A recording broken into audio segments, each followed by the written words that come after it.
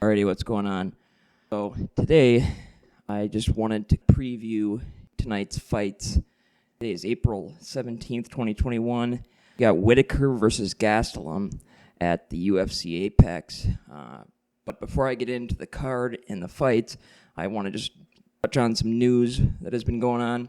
So after threatening to pull out of the fight, Connor and Dustin signed the bout agreement, and it is official for July 10th, and they are going to be fighting in front of a full crowd, sold-out arena. So that's a relief. It would have been a real shame if that fight would have been off.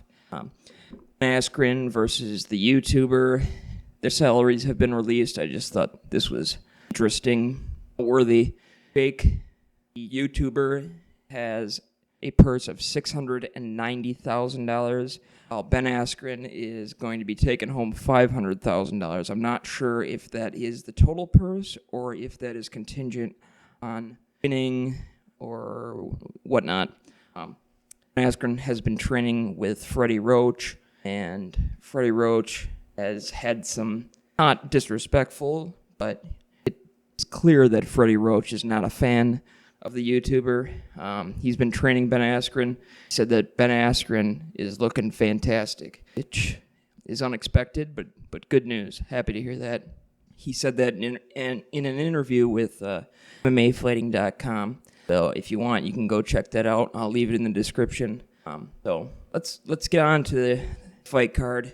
I wanted to do a preview, kind of talk about the fighters, the fights, and make my predictions, which are usually very terrible because the sport is so incredibly unpredictable and fight. So, Whittaker versus Gastelum, main event, available on ESPN Plus if you have a subscription. It's not a pay-per-view event. It's at the UFC Apex. So Whittaker was originally supposed to fight Paulo Costa, but Paulo Costa had to pull out due to illness, apparently. It's a little confusing that an elite mixed martial artist in the biggest promotion in the entire world at the highest level in the middleweight division knew that he was not going to be able to fight. I believe it's at least a couple weeks in advance because of the flu or whatever's going on. Apparently he was sick, so he knew he wasn't going to be able to fight. I'm not going to any deeper into that. You can make your own assumptions from there. Not going to do it for you, but this is a great fight. I love this fight. Kevin Gastelum gave champ Israel Adesanya his hardest test to date in the UFC. He went 5 rounds in an absolute war. So a lot of people saying that Kevin Gastelum doesn't stand a chance, and I understand where they're coming from. My personal prediction for this fight is that Robert Whittaker is going to end up with the W, but I feel like it's going to be a hard-fought fight for him. I feel like it's going to be a decision. They're going to go all 5 rounds. And hats off to Kevin Gastelum for taking the fight on short notice. So we'll have to wait and see. The event starts only 2 hours from now, so we'll have to wait and see. I'm going to touch back and reflect on the event after it's done, so keep an eye out for that. Gravely. All right, so let's continue on talking about the rest of the main card and the undercard. I'm just going to tell you guys all the fights that are happening, the matchups, the records, the ones that I'm not familiar with. I'm not going to pretend like I'm familiar with them. So, first fight starting off tonight is a bantamweight bout between Tony Gravely and Anthony Bierschik. So, Tony Gravely, 20-6. Anthony Bierschik, 16-7. I've heard the name Tony Gravely, not super familiar, but I'm definitely going to be watching that one so I can familiarize myself. Bantamweight division's pretty stacked, so let's take a look at lightweight. Austin Hubbard versus Dakota Bush. 12-5 for Austin Hubbard. Dakota Bush, 8-2. I know Austin Hubbard. I've watched a few of his fights. The guy's a warrior. He's a good fighter, exciting fighter.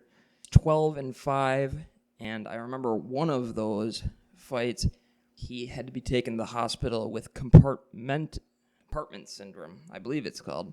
So we got a middleweight bout between Bartosz Fabinski, 15-4.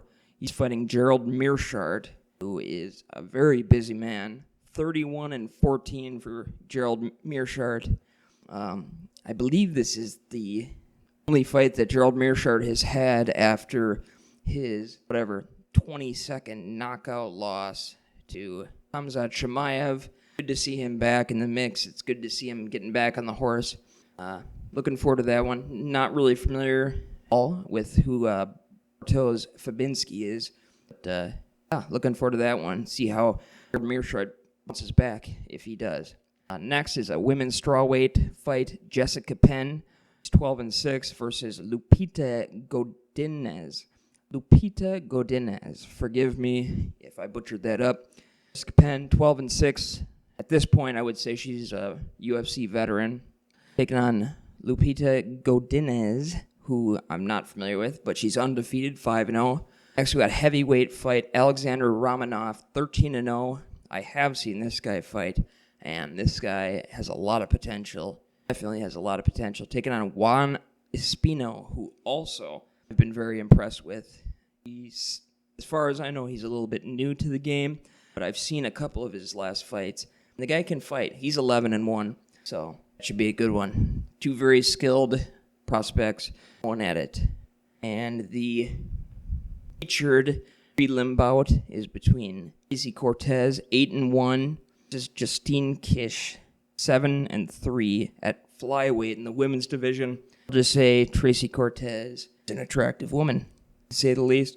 Not really familiar with Justine Kish, but a lot of hype surrounding Tracy Cortez, and I'm excited to see how this goes. Excited to see her fight.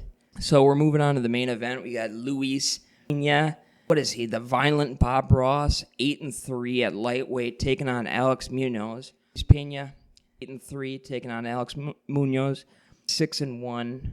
So it'll be interesting. A lot of people are really hot on Luis Pena, and that's the greatest name ever. Violent Bob Ross. I absolutely love it.